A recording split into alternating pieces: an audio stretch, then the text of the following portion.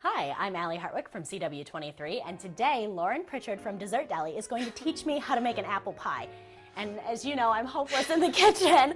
I can barely boil water. So what should we do first? First step is to peel the apples, which we've already started doing. Yes, I got a little overenthusiastic and started cutting the apples before peeling them, and I guess you're not supposed to do that. It's just a little bit more difficult, but not a problem. Lauren is going to peel the apples for me. Woo!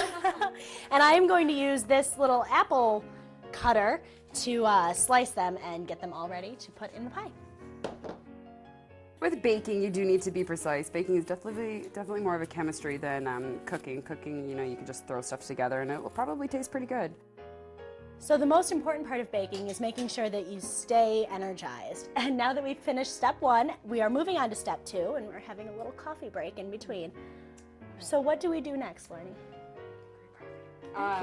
We're going to cut down the recipe that we have, because this is for about 16 pies, and we don't need 16. We're just going to use one, so we're good. But the ingredients that we're going to be using are sugar, flour, cinnamon, and nutmeg. Okay. So pretty standard for any apple pie. Okay. Perfect. And then with your hands, get them in there and just start. Apple mushing? Mm-hmm. Okay, let's go. Okay, so we pre-made our pie dough because the process is huge, and we're storing it under here.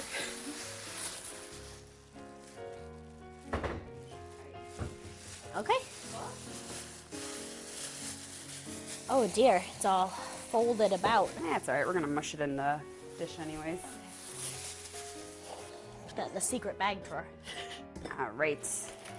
And you want to keep it wrapped like this with parchment or, you know, with saran wrap, that's fine, in the fridge while you're not using it, just so it doesn't dry out. Okay. All right, Elle, I'll let you do this. You're just going to want to form it right into the pan. And you don't need to grease your pan or anything. The fat in the dough will help keep it not sticking. Okay. Okay. Perfect. Think that's good? That's beautiful, yeah. All right. And now, there's no pretty thing about this, just dump the apples in. All right. There we go.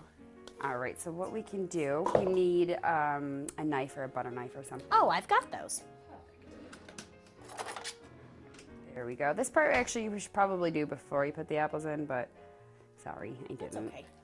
So you just cut along the edge? Yeah, you're just cutting to fit right along the dish. Okay.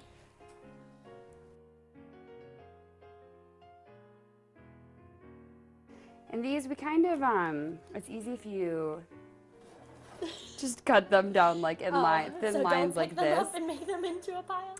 That's fine if you want to do that, because we're just going to like cut just pretty basic strips, just about that thick. So we have our pie, and it's all done, and what do we do next? Okay, so what you're going to want to do is, I would put a sheet tray or baking sheet in the oven so that the juices don't come down and get your oven all gross.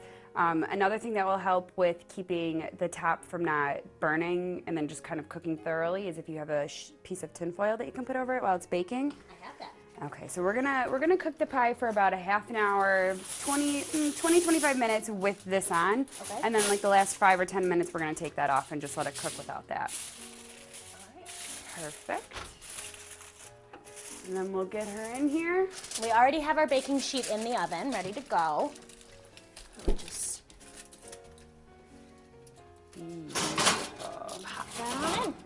Perfect. Okay. And then we set our timer. Now we wait. And we're good. 3, 2, 1. Pie's done. Perfect. Okay. All right, I'll let you get her out. Oh my gosh. Oh, beautiful. My cord is still. That looks awesome. Oh, we made that. Because the pie needs such a long time to cool, we're going to let it sit for a while, and then I'm going to bring it into the station so everybody can try my pie creation. Beautiful. Thank you, Lauren, so much. Anytime. And hopefully this tastes really good. I think it will. I'm sure it will. All right.